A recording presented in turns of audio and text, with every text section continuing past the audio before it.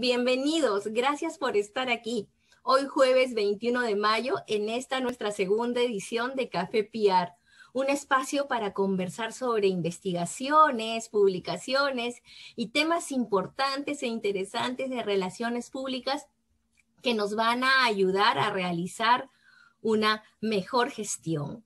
Hoy quiero agradecer de manera especial a Cani Café, nuestro aliado estratégico, que se suma a la familia de solorsanocapacitación.com.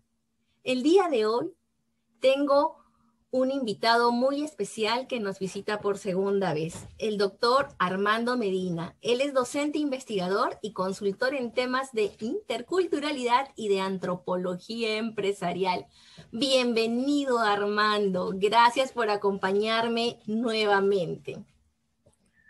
Muchas gracias, doctora Marita Solórzano, por invitarme a esta maravillosa conversación de Café PR. Y a través suyo quiero agradecer a este emprendimiento de Marita Solórzano y la plataforma solorsanocapacitaciones.com por la brillante iniciativa de generar espacios de diálogo, de reflexión, que nos inviten a tomar algunas iniciativas sobre estas brillantes ideas que se plasman en documentos, libros, que otros investigadores realizan y que nosotros podemos tal vez facilitarlo a nuestro público que son seguidores de la plataforma. Así es, Armando. Y justamente para hablar de un tema muy importante, muy interesante y poco explorado, es que te he invitado, porque en relaciones públicas siempre se dice que somos un sistema integrador multidisciplinario, ¿no? Que trabajamos de la mano con la psicología, con la sociología, con la antropología, ¿no? Pero hay un tema poco explorado y poco conocido en realidad por los relacionistas públicos, y en realidad me parece, no quiero afirmar categóricamente nada, pero que de repente no está muy claro en la comunidad en general, ¿no? Y es el tema que hemos elegido el día de hoy, la antropología empresarial, porque al ser el campo de acción de las relaciones públicas, la empresa como prototipo de organización y por lo tanto las instituciones en general, ¿no? Las organizaciones en general, la antropología empresarial pues calza perfectamente, ¿no? Es justamente, me parece, y yo quiero que tú nos digas si es correcto o no, con el trabajo que debe realizar el relacionista público, es decir, una especialidad, ¿no? La antropología empresarial, no la antropología de manera general. ¿Es así, Armando? Bueno, efectivamente, yo creo que hay un primer acercamiento en que tanto las relaciones públicas como la antropología tienen un objeto común para estudiar y trabajar, que es el ser humano. En ese primer punto, nosotros tenemos como misión y punto de inicio entender al sujeto como un ser social, creador de cultura, y desarrollar facetas diversas de interacción social y sobre todo cómo fortalece los vínculos con otros miembros de su comunidad o tal vez dentro de las organizaciones, porque es el segundo espacio donde pasamos gran parte de nuestra vida. Una empresa, una institución pública o privada nos absorben gran parte de nuestro tiempo, que empezamos a establecer vínculos relacionales. Y ese principio relacionador es una de las esencias fundamentales de nuestra condición humana. El ser humano es un ser social por naturaleza. Y ese es el objeto del cual nosotros partimos para entender esos grados comportamentales, no desde la psicología, sino desde las influencias externas como es la cultura, que van moldeando nuestras formas de responder a determinadas situaciones o a determinados acontecimientos. Es allí donde empezamos a trabajar como punto de inicio a esta gran aventura que es la antropología y que a su vez sirve como un insumo para que pueda ser aplicado dentro de las relaciones públicas. Gracias, Armando, por habernos explicado esto de manera tan clara, porque usualmente algunas personas asocian la antropología al estudio de la evolución del ser humano, ¿no? ¿Por qué, Armando? Es parte de la formación antropológica. Y el ser humano está en una... hay dos maneras de mirar la evolución.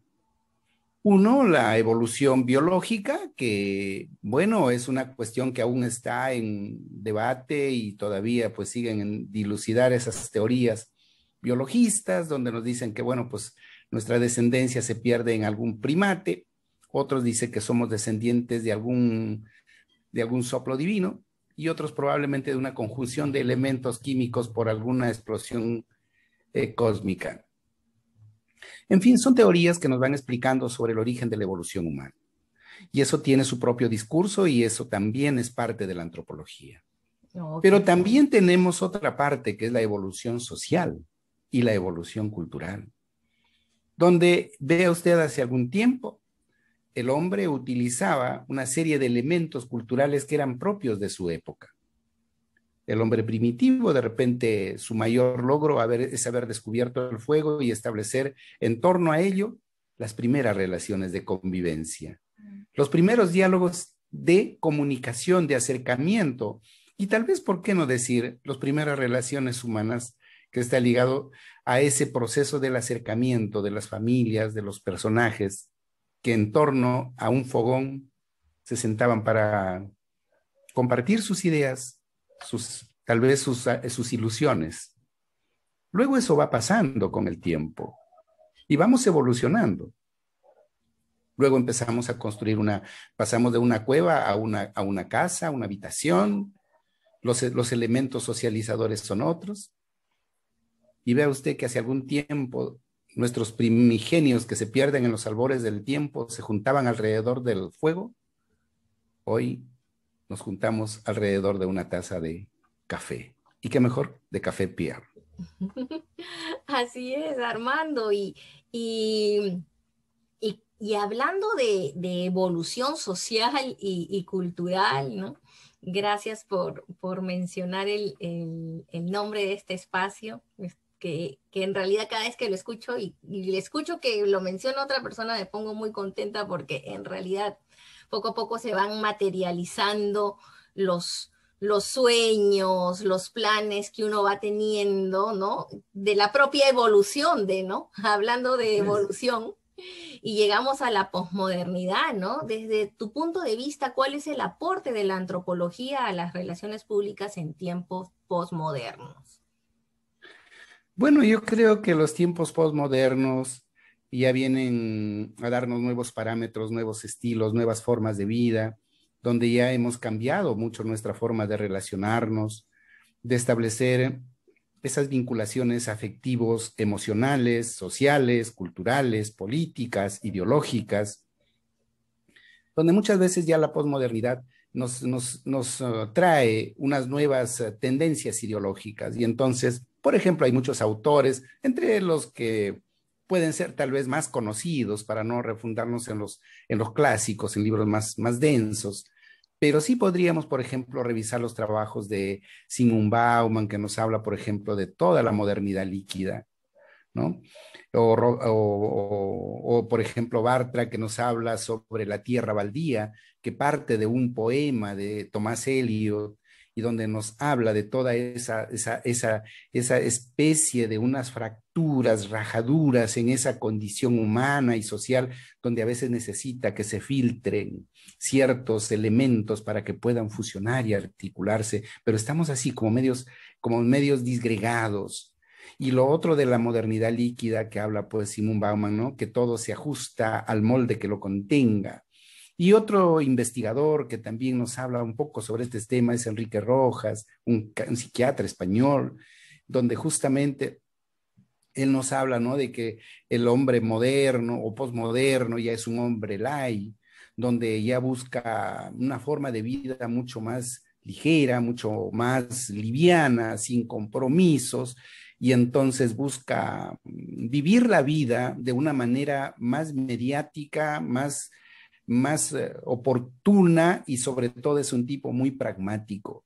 Entonces, esta posmodernidad es lo que nos pone a un hombre dentro de un espectáculo, tal como nos habla Mario Vargas Llosa en su obra que se llama La civilización del espectáculo, donde justamente allí refleja las nuevas condiciones sociales, donde empezamos a vivir ya no para reflexionar y autocuestionar nuestra forma de ser, tal como lo estamos haciendo en este Café Pierre, sino ya vivimos para el espectáculo, para el show y para todas estas situaciones mediáticas que causan cierto impacto de imagen o todo este asunto dentro de la prensa.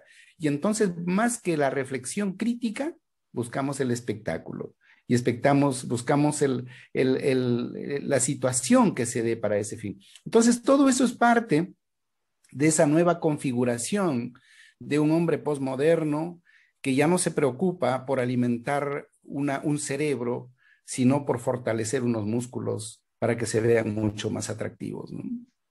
Y ya no sabemos si estamos avanzando o si estamos retrocediendo, ¿no? Entonces, Exacto.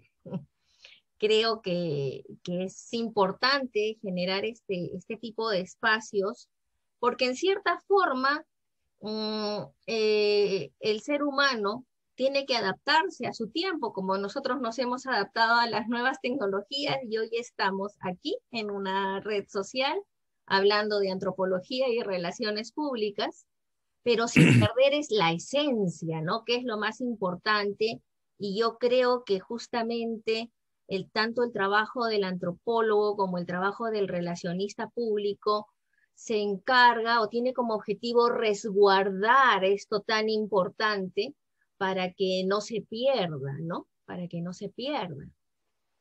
En Yo ese, creo que esa es nuestra responsabilidad como especialistas o investigadores, porque conozco su trayectoria de usted, doctor, como académica y una persona muy comprometida con la profesión de las relaciones públicas. Entonces, la tarea nuestra está en justamente en que el sentido y el principio humanista de nuestras instituciones públicas o privadas, ya sean empresas nacionales o transnacionales o empresas familiares, no perdamos el humanismo. y Hoy para que claro, hoy que nos ha tocado vivir en épocas de pandemia, nos hemos dado cuenta es que verdad. con bienes, sin bienes, con dinero o sin dinero, la gente ha muerto por algo que no tiene precio, que es el oxígeno. Entonces, esa es una muy buena reflexión para las empresas que se dedican, obviamente una empresa siempre está orientada para buscar un beneficio, es costo-beneficio, siempre va a buscar una rentabilidad, pero no perdamos este norte tan importante que es el ser humano. Es verdad, Armando, no perder el norte, porque nuestro objeto de estudio no solamente es un objeto de estudio, sino es la persona y resguardar su esencia y su condición de ser humano, ¿no? Qué importante. Y hemos llegado a un punto en el que tenemos que hablar de humanizar las organizaciones cuando debería resultar algo obvio, ¿no? Una organización formada por seres humanos que se relaciona con seres humanos tendría que ser humana, pero tenemos que hablar de humanizar las organizaciones y en este escenario de este deseo, de esta preocupación porque no se pierda, ¿no?, la humanidad en las organizaciones, ese sentido, ese respeto al ser humano. ¿Cómo explicas la importancia de la interculturalidad en el proceso de generar valor a las empresas o instituciones, Armando? Yo creo que voy a responderte con una primera, una pequeña reflexión que Sócrates en algún momento hacía una acotación de la condición humana y sus procesos de la evolución y todas estas cosas que nos estamos conversando. Él decía eh, que el hombre debe ser la medida de todas las cosas. Y al hablar de esa frase, él en primer lugar nos está poniendo en evidencia de que el ser humano debe ser el principio y el fin de toda organización. Y entender al ser humano en el contexto de ese principio y fin, debemos entender lo que los seres humanos somos diversos. Porque el ser humano se desarrolla de acuerdo a espacios naturales y culturales y sociales propios de cada espacio, de cada época, de cada entorno.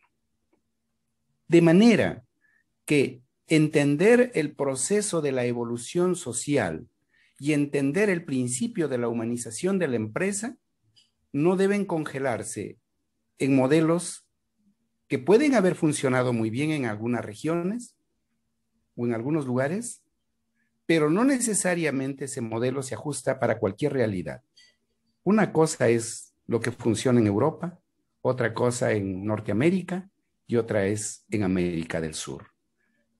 Y aún dentro de cada continente vas a encontrar variabilidades. Entender esas variabilidades sociales y culturales es lo que nosotros conocemos como la multiculturalidad. El principio de inicio de una buena relación es entender la multiculturalidad como un principio sine qua non de la condición humana. Todos somos diversos culturalmente. Entender esa multiculturalidad te va a hacer consciente de que en nuestro país o en los continentes, la pluralidad es un hecho que se da, existe y está en nuestra realidad. A partir de esta pluralidad es que nosotros necesitamos aproximarnos, entendernos, buscar un principio que nos busque la homogenización o tal vez ese principio de la equidad, de la tolerancia, del respeto. Y para eso necesitamos utilizar una herramienta como es la interculturalidad.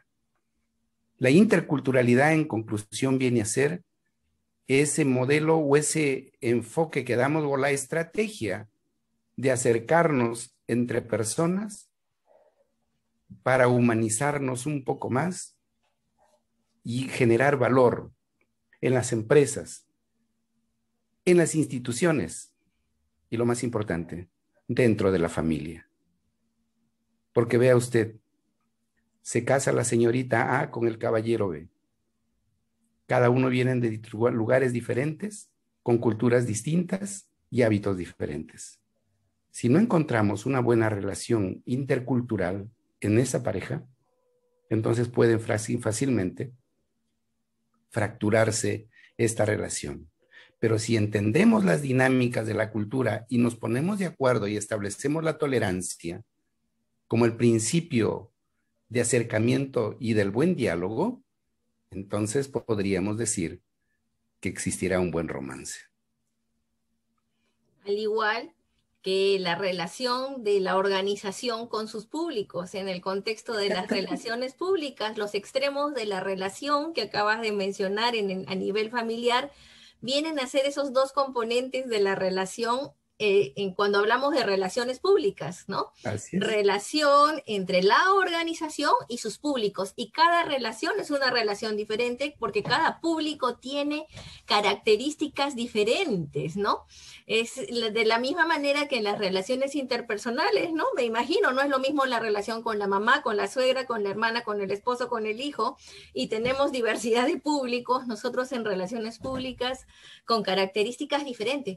Qué importante ser conscientes de nuestras diferencias, ¿no? Y más aún si vamos a gestionar relaciones, Armando. Qué importante lo que nos estás contando y qué importante también hablar y ser conscientes de la interculturalidad. Y en ese sentido, me gustaría también que toquemos otro punto, ¿no? En un mundo globalizado, ¿no? Desde tu punto de vista, tú nos puedes explicar cuán importante es en un mundo globalizado eh, abordar particularismos culturales cuando se diseñan, ya sean estrategias de relaciones públicas, de comunicación estratégica, de comunicación corporativa, como en el contexto en el que estemos desarrollando un plan estratégico que tenga que ver con la organización y sus públicos.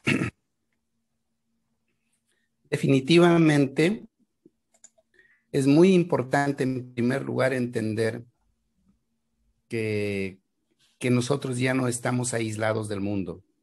Hoy con la tecnología hemos derribado las fronteras. Hoy fácilmente a través de estos medios virtuales nos podemos acercar a cualquier lado del mundo. Podemos establecer vínculos comerciales, podemos viajar, podemos solicitar cosas, etcétera. Es decir, las distancias han sido acortadas por estas plataformas digitales, en primer lugar. Entonces yo creo que ahí hay un tema muy importante en el mundo de la empresa y en el mundo del negocio. Creo que es fabuloso, porque podemos pedir a cualquier lado del mundo lo que necesitemos y por delivery te lo van a traer en la brevedad del tiempo. Pero hay un trabajo que me gustó mucho, hace algún tiempo publicó Francis Fukuyama, un libro que se llama El fin de la historia y del último hombre.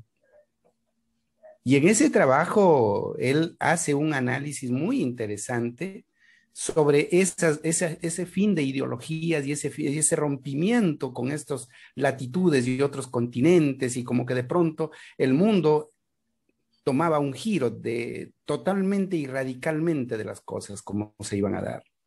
Y más adelante, Samuel Huntington escribe un libro que se llama Choque de Civilizaciones para explicarnos que efectivamente el mundo globalizado y el mundo que nos toca vivir en estos tiempos ya tienen un matiz universal. Sin embargo, él apuesta por una idea muy interesante.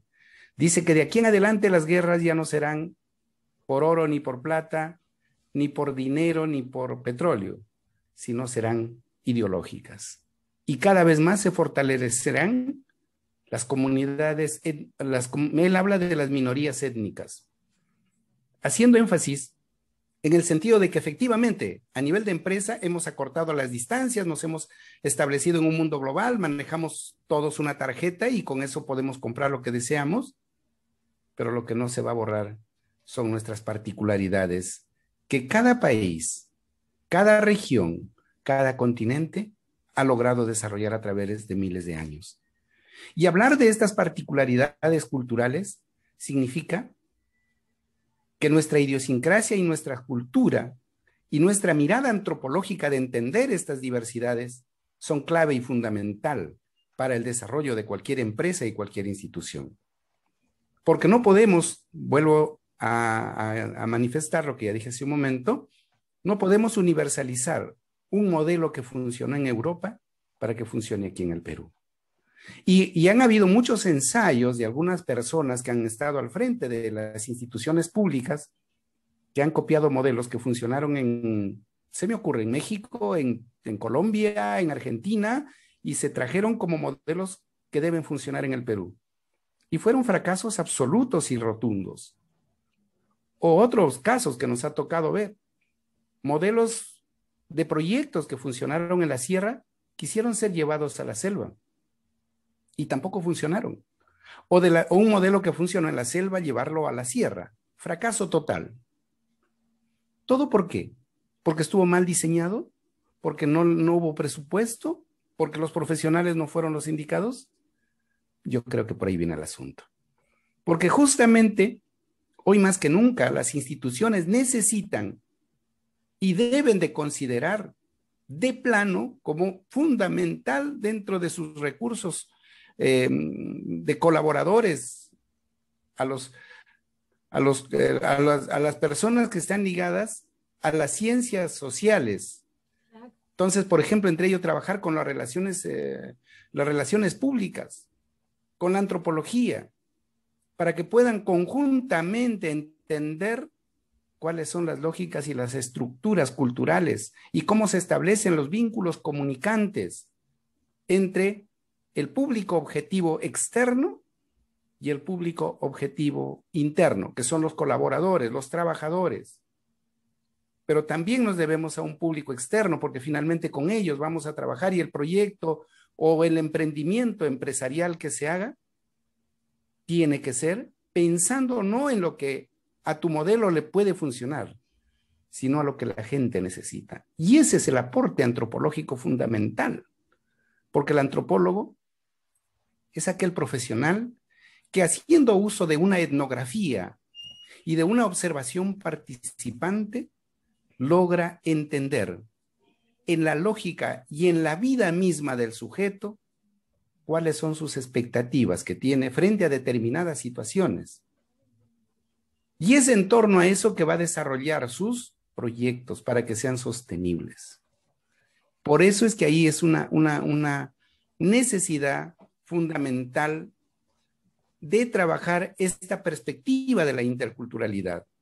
Y es allí donde justamente las relaciones públicas son clave para poder establecer esas relaciones internas dentro de un equipo de trabajo, tanto de una institución pública o privada, y sobre todo cómo generar valor a las acciones que se puedan realizar.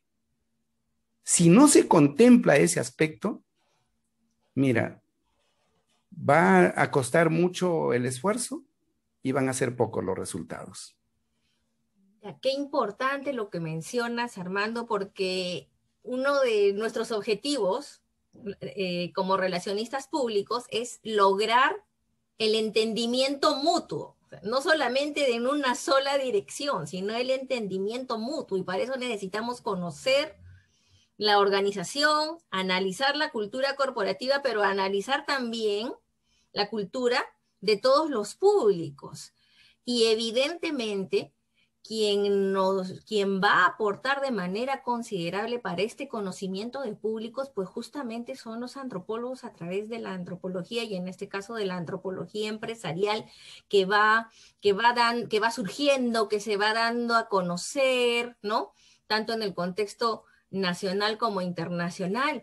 Entonces, qué importante la sinergia, ¿no?, entre la antropología y las relaciones públicas. Para quienes no lo saben, desde el primer momento que yo conocí a Armando, bueno, yo ya venía un poco hace algunos años dándole vuelta a en qué medida, si bien es cierto, el sistema, las relaciones públicas son un sistema integrador multidisciplinario, pero siempre yo tenía una inclinación por el conocimiento de los públicos, ¿no? Con toda la literatura a la que me había podido acercar, pero, ok, decía, la investigación, tenemos que investigar, tenemos que conocer a los públicos, somos sistema integrador multidisciplinario, pero a través de la lectura pude darme cuenta que el aporte de la antropología era importantísimo, y cuando conocí a Armando dije, definitivamente, desde la primera conversación que tuvimos, le dije,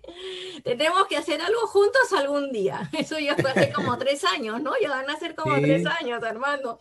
Y se postergó, y se postergó, y se postergó, y llegó la pandemia, y finalmente las cosas de la vida, ¿no? Se pudo materializar, y en realidad yo creo que conocer más sobre la antropología empresarial y la antropología en general va a ser muy enriquecedor para todos los relacionistas públicos, comunicadores estratégicos, comunicadores corporativos. Y por el lado de la antropología, que sepan también que nosotros podemos sumarnos al trabajo de ustedes para poder intervenir en el aspecto relacional y comunicacional, ¿no? Entonces podemos hacer un equipo muy, muy, muy simpático, muy poderoso. Finalmente, Armando, me gustaría que nos dejes alguna reflexión para los líderes de las organizaciones y los relacionistas públicos en general con respecto a el rol de la antropología, ¿no? Y las relaciones públicas, o en todo caso, ¿qué reflexión final le darías a los líderes de las organizaciones y a los relacionistas públicos para que puedan realizar una gestión estratégica exitosa? Bueno, en realidad, hablar de estos temas creo que nos da para mucho. Hoy día tal vez hemos tocado algunos temas muy generales, pero debemos desarrollar un curso para poder desarrollar con mayor profundidad cada uno de estos aspectos que son tan fundamentales y necesitamos pues trabajarlo con profundidad para poder entender cómo podemos articular la antropología a todo este proyecto de entendimientos dentro de las empresas.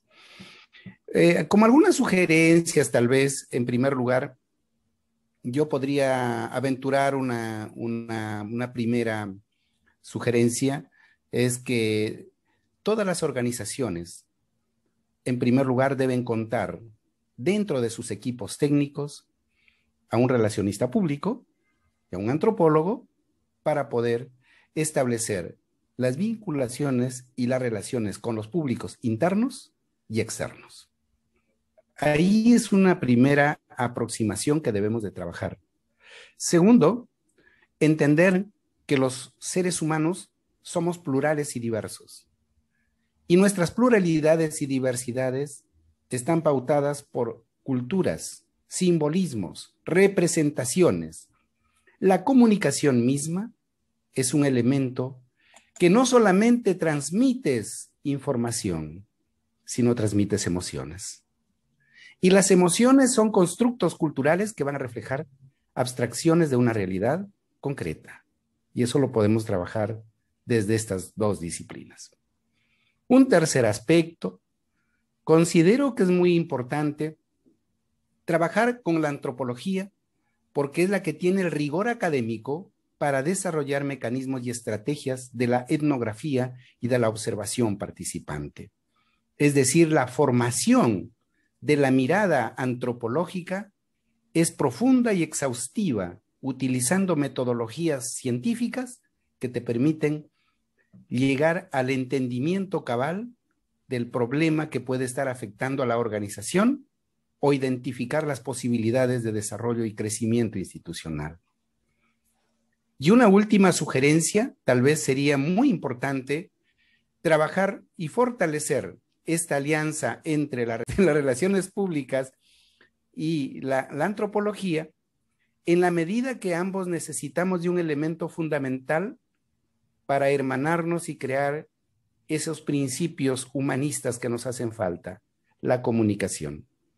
La comunicación intercultural es clave, porque es en primer lugar lo que nos va a permitir dar valor a las empresas y a las instituciones y hacer los proyectos más sostenibles a través del tiempo, porque no solamente darás información y conocimientos, sino entrarás a la persuasión y darás convencimientos. Es decir, tu palabra va cargada de emoción.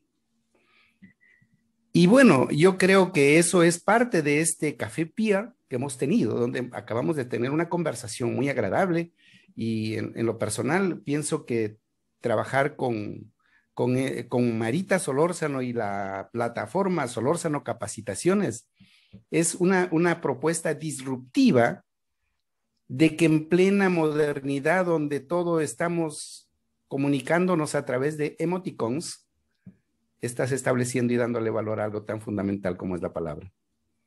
Y qué mejor que hacerlo alrededor de una taza de café, porque como se dice, ¿no?